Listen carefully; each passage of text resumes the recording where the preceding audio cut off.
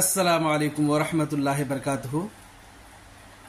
আজি আপোনালোকলৈ মই এটি গুৰুত্বপূৰ্ণ মাসলা বিষয় লৈ আলোচনা কৰিবলৈ আহিছো। আলোচনাটো হল বৰ্তমান সকলোৱে জানে আগন্তুক ঈদুজ জোহাৰ আমাৰ যিখিনি আয়োজন চলি আছে সকলোৱে আমি জানো, গতিকে তাৰে এটা গুৰুত্বপূৰ্ণ মাসলা। কিছু মানুহে কোৱেশ্চন কৰে যে ধনী মানুহ কিছুমান থাকে ভাই ককাৰ মাজত, তাৰ মাজত এজন দুখীয়াও থাকে, তো এনে অৱস্থাত ককায়েকে বেছি পইচা দি পিনে আৰু ভাইয়েকে কম পইচা দি পিনে গৰু ছাগলীয়ে বা মহ ইত্যাদি যিয়ে নাথাকক বা উটেই হওক আমি কুৰবানী বস্তু ক্ৰয় কৰোঁ বা জীৱ জন্তু ক্ৰয় কৰোঁ আৰু কুৰবানী নিয়তেৰে কৰোঁ। আৰু এই ক্ষেত্ৰত যদি ক'বলৈ পোৱা যায় ভাগ হিচাপে যিবিলাক ডাঙৰ জন্তু ছাগলী দুম্বা এৰি পিনে ভেড়া এৰি পিনে ওপৰত তাতকৈ গৰু মহ বা উট বা ইত্যাদি এনেকৈ ধৰণৰ ডাঙৰ যিবিলাক জন্তু যদি আমি কুৰবানী দিওঁ তেনেহ'লে তাত 7জনলৈকে শৰীক হ'বলৈ পাৰে। তাৰ মানে এইটো নহয় যে 7জন হ'ব লাগিব। আমি সদায় সহজ লৈ লৈছোঁ বস্তুখিনি, মানে কি 7 ভাগত হৈ গ'লে সহজ হয়, কম টকা হয়, এনেকৈ আমি হৈ গৈছোঁ। সেনেকৈ একো নহয়, সেনেকৈ কৰাটো ভাল নহয়। ৱাজিব আদায় হৈ যাব, কিন্তু পৰাপক্ষত আমি অকলে গোটাকৈ দিয়াৰ চেষ্টা কৰিম।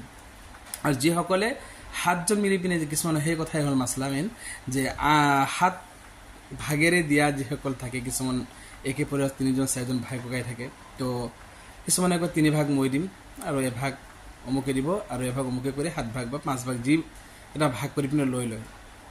তো এনেধৰণত হ'লে মানে কিন্তু যিসকল ভাইৰ সা সম্পত্তি বেছি আছে আৰু যাৰ নাই, এনে ক্ষেত্ৰত কিন্তু কম পইচা দি পিনে যদি যেনিবা 7 ভাগ কৰা হয়, 7,000 টকা যদি কিবা এটা বস্তু ল'লে আপুনি কথা তো 7 ভাগ কৰিলে সেইটো 1,000কে পৰিলে।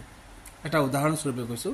তো 1,000ত কিন্তু যিজনে শৰীক হ'বলৈ বিচাৰিছে আপোনাৰ কুৰবানীৰ পশুত, তেতিয়া তেওঁ 1,000 দিবই লাগিব কিন্তু। আৰু তেওঁ যদি দুখীয়া হয় তেনেহ'লে দিব নালাগে, তাকে আপোনাৰ ফ'ৰ্চ কৰে যে কুৰবানী দিব লাগিব। আৰু কুৰবানী দিবলৈ হ'লে এটা ভাগ যদি দিয়ে, অংশ এটা দিয়ে, তেনেহ'লে সম্পূৰ্ণৰূপে তাৰ যিটো উচিত মূল্য হয় সেইটো দিবই লাগিব, তেতিয়াহে কুৰবানীৰ ৱাজিব আদায় হ'ব। আৰু যদি নিজৰ সেইখিনি মূল্য নাই, সেইখিনি পইচা নাই, সেইখিনি সা সম্পত্তি নাই, তেনেহ'লে প্ৰয়োজন নাই।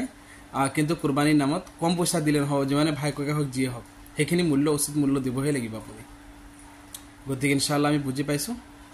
আৰু আজিৰ যুগত ক'বলৈ গ'লে সৎকাই ফিতিৰ অৰ্থাৎ আমাৰ কাপোৰ কানি, তাৰপিছত খোৱা বাচন বৰ্তন বা ঘৰৰ ফাৰ্নিচাৰ ইত্যাদি যিখিনি বস্তুৰ আমাৰ প্ৰয়োজনতকৈ বেছি অতিৰিক্ত থাকে, সেই অতিৰিক্তৰ বিনিময়ত আমি যেনেকৈ সৎকাই ফিতিৰ আদায় কৰোঁ, তেনেধৰণে এইখিনি মালো কুৰবানীৰ নিচাবত আহে বুলি কৈছে।